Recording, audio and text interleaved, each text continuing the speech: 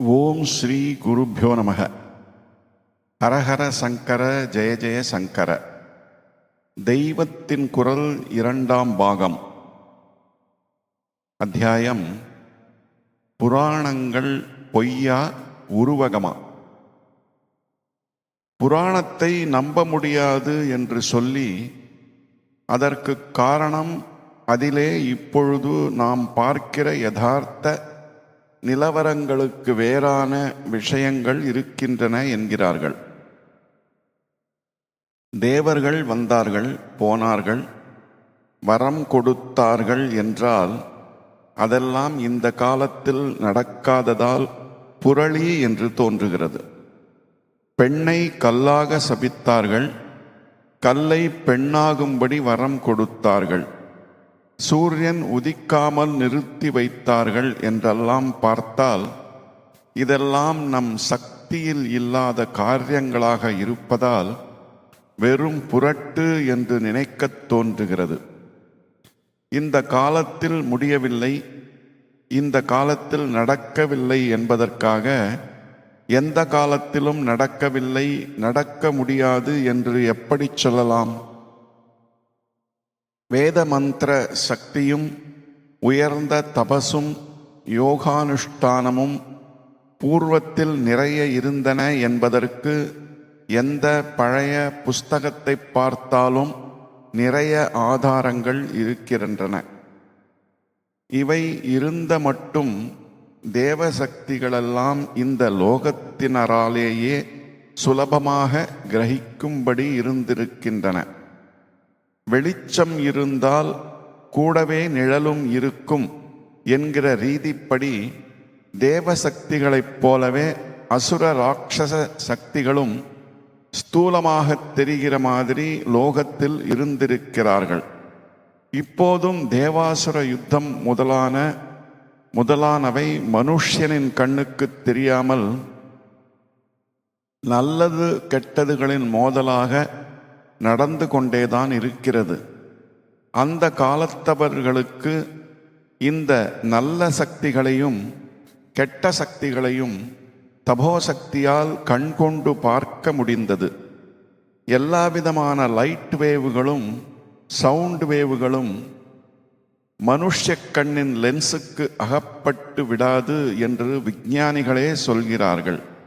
அதில் சில விஞ்ஞானிகள் இன்னும் ஒரு படி மேல் போய் அகல்ட் என்கிற இயற்கைக்கு அதீதமான மர்ம சக்திகளை பற்றி ஆராய்ச்சி செய்து தேவதைகள் இருக்கின்றன, நல்ல தேவதைகள் துர்தேவதைகள் எல்லாம் இருக்கின்றன என்று கூட எழுதி வைத்திருக்கிறார்கள். இப்போதும் அநேக யோகிகள் சித்த புருஷர்கள் இருக்கிறார்கள். ஐஸில் கிடந்தாலும் நெருப்பில் கிடந்தாலும் அது அவர்களுடைய சரீரத்தை பாதிப்பதில்லை. மழையை வரப்பண்ணுகிறார்கள், பெய்கிற மழையை நிறுத்தவும் செய்கிறார்கள். இப்படி பலர் அதீந்திரியமான சக்தியோடு இருந்து கொண்டுதான் இருக்கிறார்கள். நமக்குத்தான் எதிலும் நம்பிக்கை இல்லை, எல்லாவற்றிலும் சம்சயம். பூர்வ காலத்தில் இப்படிப்பட்ட விசேஷ சக்திகளை இன்றை விட ஏராளமானவர்கள் பெற்றிருந்தபடியால் தான் புராணங்களை பார்த்தால் ஏகப்பட்ட மிரக்கிள்களை சொல்வதாக இருக்கிறது. மிரக்கிள் வந்தால் ஹிஸ்டரி இல்லை என்று ஒதுக்கிவிடுகிறார்கள். கூன் பாண்டியனுக்கு பஞ்சாட்சர பஸ்மாவின் மகிமையால் ஞானசம்பந்தர் வெப்பு நோயை நீக்கினார். கூனை நீக்கி நின்ற சீர் நெடுமாறன் ஆக்கினார் என்றால் அதை ஹிஸ்டரியாக சேர்ப்பதற்கில்லை என்கிறார்கள். மகேந்திர பல்லவன் அப்பர் சுவாமிகளை கல்லிலே கட்டி கடில நதியில் போட்டும் அது மிதந்ததை பார்த்துதான் ஜைன மதத்தை விட்டு வைதீகத்திற்கு மாறினான் என்றால் அதை ஹிஸ்டரியாக எடுத்துக்கொள்ள முடியாது என்கிறார்கள். ஆனாலும் இப்படி ஒரு பல்லவ ராஜாவும்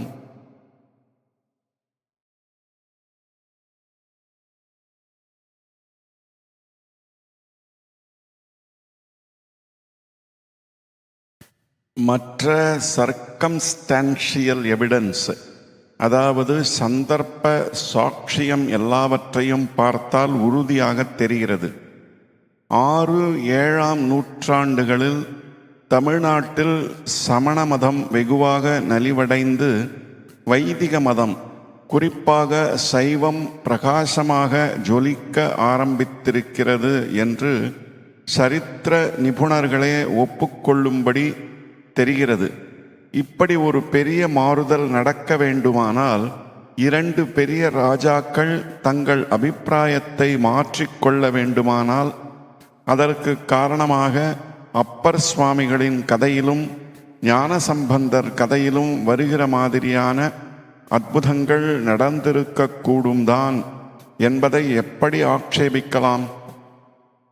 இந்த விஷயங்களை அந்த ராஜாக்கள் கல்வெட்டிலோ செப்பேட்டிலோ எழுதி வைக்கவில்லை என்பதால் அவை நடக்கவில்லை என்று சொல்லிவிடலாமா? ராமானுஜாச்சாரியார் கன்னட தேசத்தை ஆண்டு கொண்டிருந்த ஜைனனான பிட்டிதேவன் என்கிற ஹொய்சள வம்ச ராஜாவுடைய பெண்ணுக்கு பிடித்திருந்த பேயை ஓட்டினதாலேயே அவன் ஜைனத்தை விட்டு வைஷ்ணவன் ஆனான் என்று குரு பரம்பரை கதையிலிருந்து சொல்கிறார்கள். சரித்திரக்காரர்கள் பேய் ஓட்டுகிற சமாச்சாரத்தை எல்லாம் எடுத்துக்கொள்ள மாட்டோம் என்கிறார்கள். ஆனாலும் ராமானுஜர் ஜீவித்த 11ஆம் நூற்றாண்டில் கன்னட ராஜ்யத்தில் ஜைனம் மங்கி வைஷ்ணவ வழிபாடு, கோவில் முதலியன அதிகமானதையும் பிட்டிதேவனே பிற்பாடு விஷ்ணுவர்தன தேவன் என்று பெயர் பெற்றதையும் சரித்திரத்தில் ஒப்புக்கொண்டிருக்கிறார்கள். இது குரு பரம்பரை கதையில் சொன்னதன் விளைவாகவே இருக்கலாம் என்பதை எப்படி ஆட்சேபிக்க முடியும்? இங்கிலீஷ் படிப்பு படித்து விட்டதால் சயின்ஸில் நிரூபிக்க முடியாததெல்லாம் புரளி என்று சொல்லி புராணங்களை தள்ளுவது கொஞ்சம் கூட சரியான மனப்பான்மை ஆகாது. இப்போதும் கூட அங்கங்கே 10-12 அடி நீளமுள்ள மனித எலும்புக்கூடுகள் புராண வர்ணனைப்படியான தற்போது இல்லாத பெரிய பெரிய மிருகங்களின் எலும்புக்கூடுகள் அகப்பட்டு கொண்டுதான் இருக்கின்றன. இதை பார்த்தால் பனைமர தென்னை மர உயரமுள்ள ராட்சசர்கள், சிங்கம் மாதிரியான உடம்பும் யானை மாதிரியான துதிக்கையும் கொண்ட யாழி போன்ற மிருகங்கள் பூர்வத்தில் இருந்திருக்கக்கூடும் என்றே ஏற்படுகிறது. காலெலும்பு மாத்திரம் 16 அடி நீளமுள்ள ஒரு மனுஷ்ய எலும்புக்கூடு யானையைப் போல 10 மடங்குகள் உள்ள ஒரு மிருகத்தின் எலும்புக்கூடு முதலானதுகளை ஐஸ்பெர்கில் ஆர்டிக் ரீஜனில் பனிக்கட்டிக்குள்ளிருந்து கண்டுபிடித்திருக்கிறார்கள். இதை பெரிய ஆர்கியலாஜிக்கல் ஃபைண்ட், புதைபொருள் கண்டுபிடிப்பு என்று கூத்தாடினார்கள். ஆர்கியலாஜியோடு ஜியாலஜி, அதாவது பூவியல், இரண்டையும் சேர்த்து இவை இத்தனை லட்சம் வருஷத்திற்கு முன் இருந்தவை என்கிறார்கள். இதோடு மைத்தாலஜியையும் சேர்த்தால் நம்முடைய பழைய கதைகள் நிஜம்தான் என்றாகிவிடும். ஒரு காலத்தில் பனைமர உயர ஆள், இப்போது 6 அடி உயர ஆசாமி, வேறொரு காலத்தில் அங்குஷ்ட பிரமாணமான, அதாவது கட்டை விரல் அளவேயான ஆள் என்றிப்படி கால வித்தியாசத்தில் பல தினசாக ஆகிறது. ஜீவராசிகள் படைப்பினங்களும் இருக்கின்றன. இந்த வித்தியாசங்களையும் புராணங்கள் சொல்கின்றன. வானரர்கள் என்று குரங்கு மனுஷர்களாம், மிருகத்தின் உடம்பும் மனுஷ்ய முகமுமாம், 2 தலை 10 தலைக்காரர்களாம். எல்லாம் வெறும் பொய் என்று புராணங்களை பார்த்து சொல்லுகிறார்கள். அல்லது இப்படி திட்டாதவர்களும் இதெல்லாம் ஒவ்வொரு சிம்பல், அதாவது தத்வ ரூபகம், தத்துவங்களைத்தான் பாத்திரங்களை கொண்டு விளக்கியிருக்கிறார்கள், அலெகாரிக்கல் ரெப்ரசன்டேஷன் என்கிறார்கள். கதை மூலமாக தத்துவமும் போதிக்கப்படுவது வாஸ்தவம்தான். அதற்காக கதையை பொய் என்று சொல்ல முடியாது. இப்போது கூட எப்போதேனும் நியூஸ் பேப்பரில் பார்க்கிறோம், 2 தலையும் 4 கையுமாக ஒரு குழந்தை பிறந்தது.